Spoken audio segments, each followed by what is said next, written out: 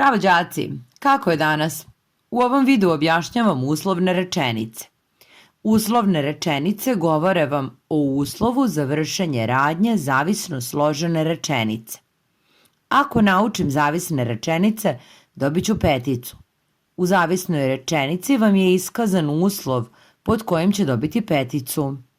Kad bi razumela zavisne rečenice, ona bi dobila 5. U zavisnoj rečenici je uslov pod kojim bi ona dobila 5. Da sam učio srpski, ne bih dobio 2. Zavisna rečenica je da sam učio srpski, to je uslovna rečenica. Uslovne rečenice imaju službu priloške odredbe za uslov.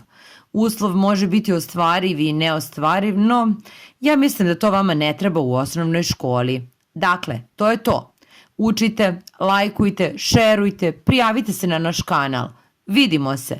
Pozdrav!